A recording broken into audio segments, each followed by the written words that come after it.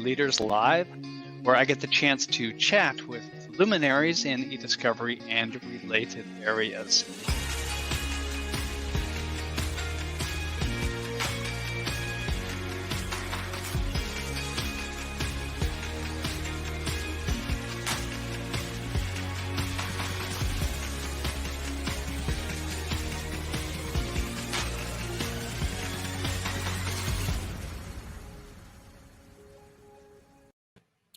Welcome to eDiscovery Leaders Live, hosted by ACEDS and sponsored by Reveal. I am George Socia, Senior Vice President of Brand Awareness at Reveal, excuse me, and each Friday morning at 11 a.m. Eastern, I host an episode of eDiscovery Leaders Live where I get the chance to chat with luminaries in eDiscovery and related areas.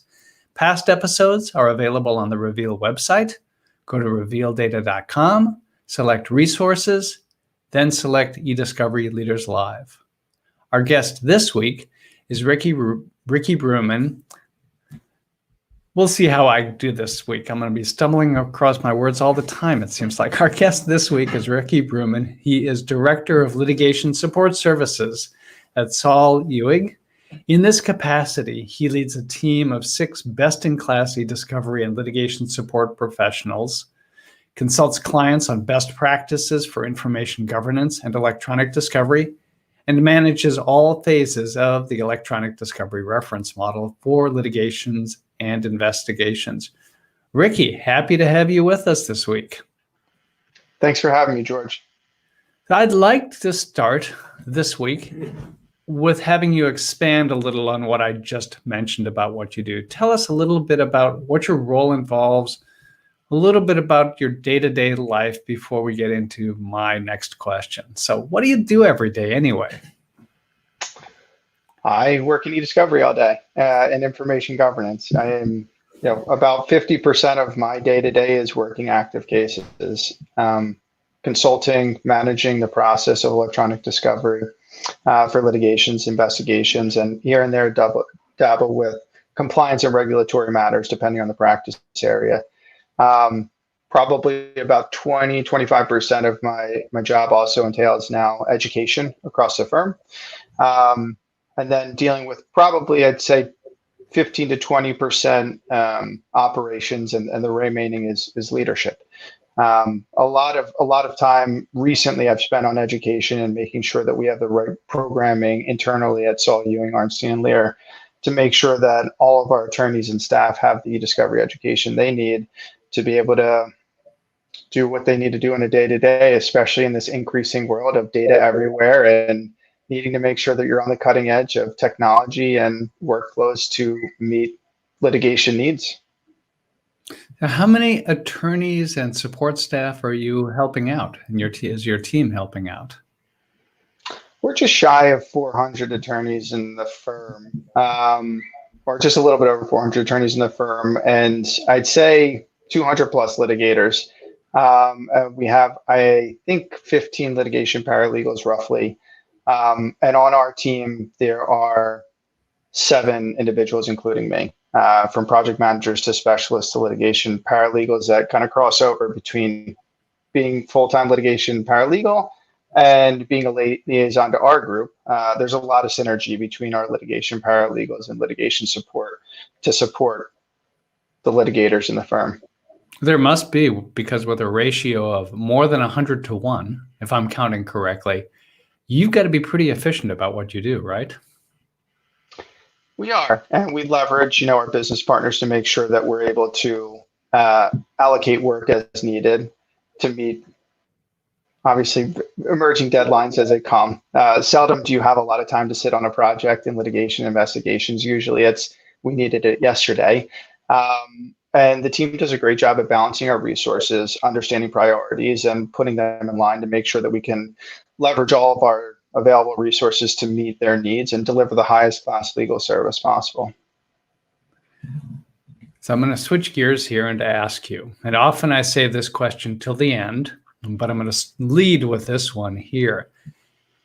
What would your ideal eDiscovery platform look like? And we're assuming absolutely no limitations. Everything is technically feasible. There's no such thing as a budget that you need to worry about. What would it look like? It's a great question. There's a couple areas that I think that I'd really like to see in an ideal eDiscovery platform. First of all, is integration with the various enterprise level softwares that are heading toward preservation in place. We hear a lot about that recently in terms of how can you minimize how much data you're taking out of a native source. Let's call it Office 365, for example, just to use an easy example. To preserve it in place, to be able to cull it in place using the eDiscovery tool to reach into the data source, search it, and then pull only what you need to into the review platform or ECA workspace or whatever you're going to do further work in. But be able to do that preservation in place and a lot of the early case assessment work in the native application with the eDiscovery software communicating directly with it. And we're heading toward that. I don't think we're quite there yet. I think that there needs to be more integration. And of course, that really comes down to the large players in the market and how they're cooperating together. But I'd like to see more preservation in place because it really, copying data and transferring it only to make another copy later on and transfer it again to move it into the right software, it just increases your data footprint. And with the increasing concerns about privacy and security, I think it's really important that the eDiscovery softwares of the future have a little bit more integration with the enterprise level tools that support the business side of the operations. Another area is native user experience. I have often dreamed about the day where if you are reviewing data from an iPhone, let's say, you're in your review platform of choice, and the look and feel of your review is very similar to what it would be on that native device. And for an iPhone, we're all similar with the blue bubble is for iMessaging and the green bubble is for SMS and MMS. And just that interface where like you can scroll using either a hand gesture or something. And I would love to see that in an eDiscovery platform where whatever the source device is, you have that near native experience of what that user interface would look like on that device. I could name a number of other ones from Teams to Slack. You get the gist though. Every time that you would access a new data set, it would have a different user interface. So here's a question on that. And let's use an iPhone and Slack as two examples. And let's assume for these purposes that the person we're talking about did not have Slack running on their iPhone. So they only use Slack on their desktop. So we got two different interfaces, right? We can't play games with it all being on the iPhone. What would you like to see when you've got two different platforms and yet you want to be able to look at the data from both of them together? You want to see the SMS messages off the iPhone, and you want to see the chat messages in Slack. Related to the same conversation? Yep. Okay. I'd love to see integration where you would be able to review them in tandem, or at least be able to see a notification, just like you have a notification in certain platforms that say, hey, there's hidden content.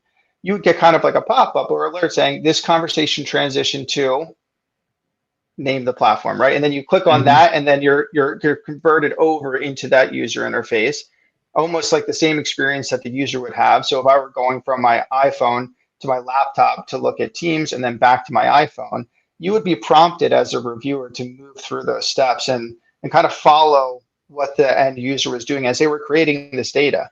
At the end of the day, when they're on their iPhone and then they're going to Slack and then coming back to iPhone or going to corporate email, there's almost like a thought pattern that's going on there. And as the reviewer, being able to follow that thought pattern and understand that the communication moved between three different sources in an hour really helps you understand and put yourself in their shoes in terms of what was happening at that time and how the communications transpired and why they transpired that way, right? Do you need to move over to Slack to access a cloud storage that's in Slack, right? Some documents or something. And then did you go over to email because you had to pull up a previous conversation that happened 4 months ago, but then it became relevant all of a sudden again. And so to be able to kind of walk through that experience and then as a reviewer see that and kind of recreate that experience, I think is really powerful. So if you could have like pop-ups that say conversation move this way, that would be really, I think that would be really cool. And of course, speed is king too. So there can't be like a lag where all of a sudden it takes like 2 minutes to load each new source. It needs to be pretty seamless. Yeah. So if I'm tracking correctly, you as a reviewer, you would be able, when you saw a piece of content, to activate something that at your option, at your choice, would immediately bring that piece of content up in context in what looked like its native platform, native interface, native device.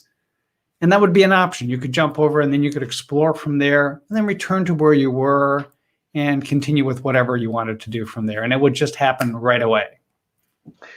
Yes, without any significant latency concerns, because that is the biggest challenge. Is all these new tools that are introduced, they're fantastic. The number one thing that I hear from review teams, though, is I need it to be fast, right? I need there not to be a delay, because then, and this happens to me all the time, you're waiting for something to load, you open your email, you get distracted all of a sudden, and then you come back and you get back to review and you've wasted a couple minutes, or you're just sitting there and waiting with the spinning wheel of death, waiting for something to come up. Then all of a sudden it comes up and, oh, you need to go back to the other screen real quick. And another 2 minutes later, all of a sudden it's showing up. And to that end, obviously you need to have the computing power to do this. At the end of the day, I am often logging off and I look at how much cache I have in my browser for the day. And it's as if I'm a gamer, right? I mean, I have up to 1 gigabyte of cache, and you need to have the bandwidth in order to be able to kind of have a seamless, fluid review experience with that. And so it comes down to as much of the software as it does the actual hardware of what you're working with. Mm-hmm. So you'd like power in place. You'd like native everything on demand in terms of the interface. Yep. And you'd like instantaneous performance. Anything else in this ideal platform? Yeah. The final thing I'd say is seeing more, I call them like soft bots, but they'd be like chat bots and voice assistants baked into review platforms. I think that we're a little bit behind in this area in the legal sector in general, where voice assistants and chat bots are there to help you and do some of the easy answer types of things. And we talked about this previously, but I think that it would be really powerful for somebody that is not that familiar with how to search in a new platform, let's say, to say, can you show me all responsive non-privileged documents? Or can you show me all documents that have this individual as a communicator? And instead of having to figure out what syntax to use or what fields you need to pull up or something, the voice assistant, which is keyed into that specific software, is able to pull up and give you at least a preliminary, here's the set of documents you just asked me to show you. We're already documenting so much and recording so much of work product in review platforms that I think that would be a natural extension. Being able to ask a voice assistant, show me this, and then it's right there at your fingertips, or to just, with a chat bot, just say, how do I draw native redactions again? And it will just show you either like a short little clip or a 3-step tutorial, click here, here, here. And I think that some of that machine assistance is much needed in eDiscovery. And I'd like to see more development around that front, because you don't always have an LSS person or an eDiscovery technician waiting to answer your questions. And maybe you don't have 10 minutes to send an email, wait for the response and get it back, but you want on-demand help right there. So having more voice assistants and what I'll call chat bots or soft bots available to assist you in eDiscovery platform is something that I'd like to see more development around. And I think that would really unlock a lot more efficiencies for end reviewers. So let's shift gears again a little bit, more than a little bit. One of the areas that's getting growing attention, but where the need has not, whether the options available have yet to catch up with the need, is in the whole area of dealing with content from mobile devices. And mobile devices and eDiscovery. What are your thoughts in that arena? It's a moving target. I think, and What I'll should hear we be this all. doing? I hear this all the time from our forensic folks. Once you think you figured it out, the mobile devices and the software companies behind those devices are introducing new privacy mechanisms that make it harder to acquire the images that you need, or restricting certain permissions to protect the security or the privacy of the device. Um, you need to be agile, I think, with mobile devices, especially when they are really important, and take the necessary steps to preserve them. Um, we see here and there that screenshots are taken of key conversations, and sometimes that is sufficient, right? And the parties don't dispute that this specific screenshot, it represents the conversation that transpired at a certain point in time. Um, Especially when you have a mobile device that has key information for your litigation or investigation, I think that you need to take the steps to preserve a full image of it every time, because you never know downstream when there might be a challenge to the evidence, and you need to go back to the original source. And let's face it, every day you're computing on your cell phone so much that it's possible that something could happen to the data inadvertently. Whether it is that your kids are watching YouTube videos. I mean, I know my son's watching Elmo on my phone every other day, and then I look at him and he's pulled up my text messages or my email or something, like my Gmail. And God forbid something were to happen to an important conversation, had I been a party to a litigation. I think with mobile devices, you really need to approach them cautiously. I think you need to understand how they're used, where the information is being stored, and what the easiest way to collect it is. With iPhones, it's collection through the cloud is a little bit easier, I'd say, than Androids. Androids don't present nearly as many options. But with all the remote collection kits, it really is not that expensive to do a collection these days of mobile devices and to preserve the data that you need. And of course, if you're balancing the cost benefit analysis of doing a full extraction of every piece of information on the phone when you only need a few text messages that prove a certain point in the litigation, it's a menial, non-important point, but it just lays the foundation for something, you might be able to get away with doing minimal work. But I always recommend getting that preserved image, because if you do need to come back and it happens that there's more important information, or you need context, or there's a question about the metadata, or you just need to authenticate the data, you need that image available. And I see these days that images can be as cheap as $250 for 1 hour of forensic time, all the way up to a couple of $1,000s. But in the grand scheme of things, when you're dealing with a 6-figure, 7-figure, 8-figure litigation, wouldn't you rather have that cell phone image rather than kind of face sanctions downstream if you didn't preserve it properly and just took the screenshot? And we've seen some case law come out on that recently, sanctions orders coming through where folks didn't preserve data properly. And when it was called on to look at their original data, it was no longer there. And you don't want to find yourself in that position where you're facing, evidence being excluded from the record because you can't produce the original.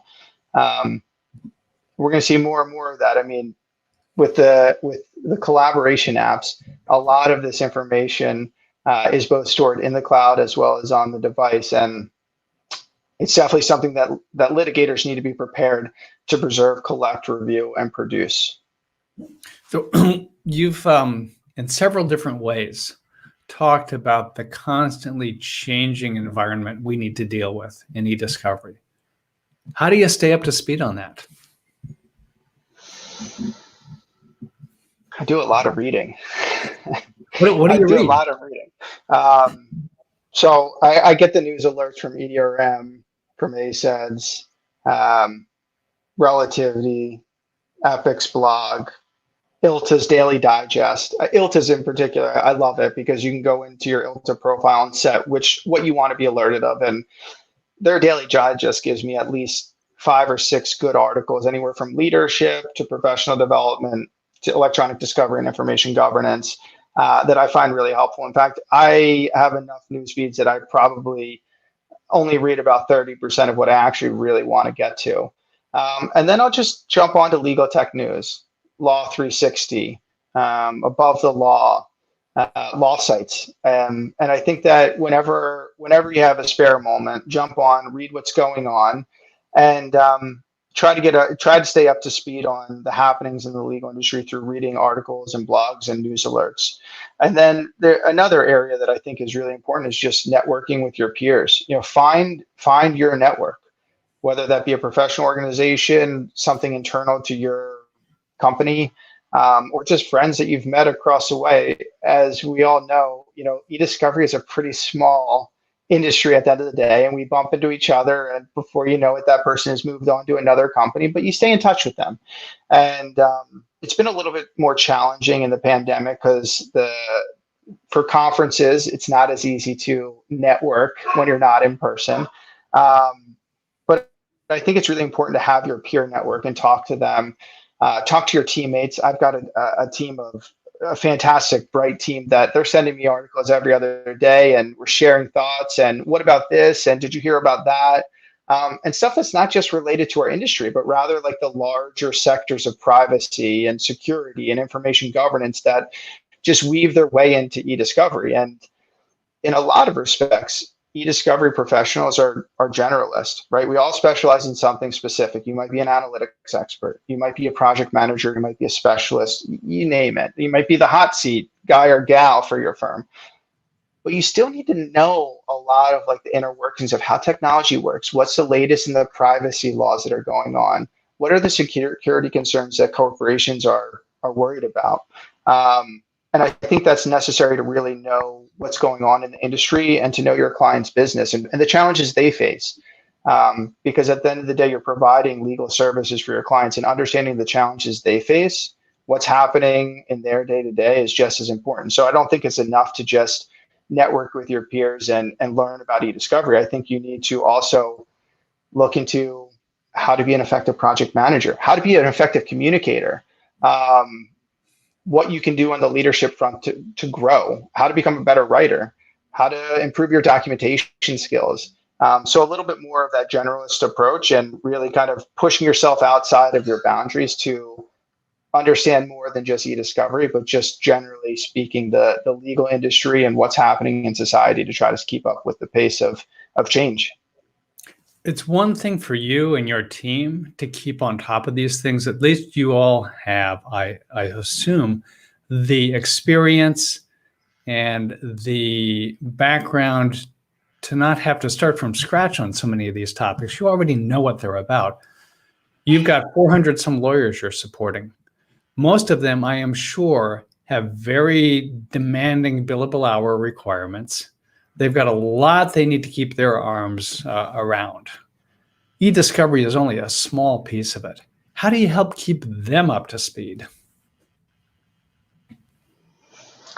Through a lot of educational tracks. In this past year, we've launched a number of eDiscovery training tracks and education tracks, ranging from quarterly CLEs to fireside chats, to just case law announcements of a key case law that comes out that we want individuals to be aware of. And I think that you need to constantly kind of be bubbling those up, right? Because we are very busy. You may have best intentions to have, 60 attendees, for example, in a training, and only 30 can make it. And that is the way things are these days. I mean, you get pulled in a million different directions. Senior partner pulls you into a meeting last minute, or especially in today's day and age, child's having a meltdown in the back, and you can't make that training that you intended to make because it's too much distraction going on, and you need to help out with childcare or for whatever other reason. And I think it's really important to just constantly bubble up those resources and remind people, if you need to understand something on this front, check this out, or have the recording of that training that was presented yesterday for those that can't attend. Or even if you're just willing to share the slide deck, I mean, putting that content out, bringing it back to the surface again, and making sure that you're just finding a lot of different programming formats as well. Some people like to read a guidance or watch. Other people like to watch a video, and some want to listen to a podcast on their morning walk. So just putting it out there, even if for one educational piece, you're educating one of your attorneys or paralegals or staff, that there's going to be a multiplier effect there. When they're on a case, they're going to remember that educational piece, bring it up and talk about it. And then when they're implementing a best practice on their new case with 3 other litigators that they're working with, you've now spread the information to 4 different people. And I think it's just staying consistent, having a education program at your firm or corporation, and making sure that you continue to regurgitate what has previously been taught, what is out there, and remind folks that you're here as a resource. Pick up the phone, give me a call. Can't stop by my office right now because I'm not in the office, but soon enough you will be able to stop by my office. And just stay true to like the cadence of your educational program, so that if somebody couldn't attend one month, they're there the next month. Just staying at it. Persistence is key here with education. Not everything is going to meet everybody's needs once. You're going to have different programming formats, and again, regurgitate other old educational programs to make sure that you're driving traction to them and people are aware that they're there as a resource. So you lead a team of eDiscovery folks. You mentioned at the beginning that part of your remit is to deal with information governance as well. Privacy has come up a couple times during this discussion. The three, of course, are interconnected: eDiscovery, information governance, privacy. Tell me what you see as the, I think, symbiotic relationship between those three. I think they all play well off each other and build on each other. I wrote an article about information governance and eDiscovery probably 4 years ago about that symbiotic relationship with ILTA, and I think it couldn't be more true today that a sound information governance program really helps out in eDiscovery because you know where the data lives, you have a data map, and you can rely on that information governance initiative to inform your eDiscovery efforts when you need them. And with your eDiscovery efforts, as you're walking through the identification, preservation, collection, you might identify areas where you can improve your information governance curriculum. And instead of sweeping something out of the rug and being like, "Gosh, I can't believe we're not addressing this," address it in real time. There's no better time than the present to address something that you can improve on. And so eDiscovery kind of shines a light on what you can do to improve your information governance. With respect to privacy, I think that's interwoven with both of those. Privacy and security is just so important these days. With GDPR, that is really very well underway, and all of the new privacy laws that are going into effect in the United States, from CCPA to the new privacy laws that are going into effect in other states, you need to look at privacy in the context of information governance and eDiscovery, especially with eDiscovery, where we're not at the point where we're preserving in place. So we are collecting data. We are moving it to a new repository. You need to have a very good handle of how you're going to manage that data across the electronic discovery reference model when you sunset it, and how you make sure that while you're using it, you are protecting the privacy and the rights of the individuals whose data it is, because there could be new legislation that's coming into effect in the middle of a litigation. And you need to be aware of how that's going to play into how you're managing the data from both a collection, processing, review, and disposition standpoint. So privacy is just becoming more dominant. I think that's an area that I want to continue to educate myself on as a leader, and make sure that I understand the privacy dynamic and how it is woven into our everyday. One final question before I let you go. Native production. What do you think?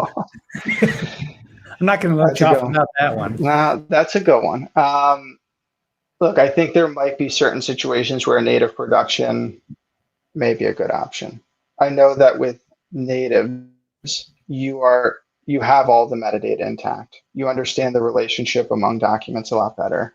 And you can do really strong analysis with native data. With that said, when it comes time to producing, I think that native productions really present a lot of challenges, specifically in the area of document identification and proceedings. Having single page TIFF images with Bates numbers, there are benefits to it. There's no dispute in terms of what page you're on. It's an easy site reference. I don't know that just naming natives by a document ID is always the best option.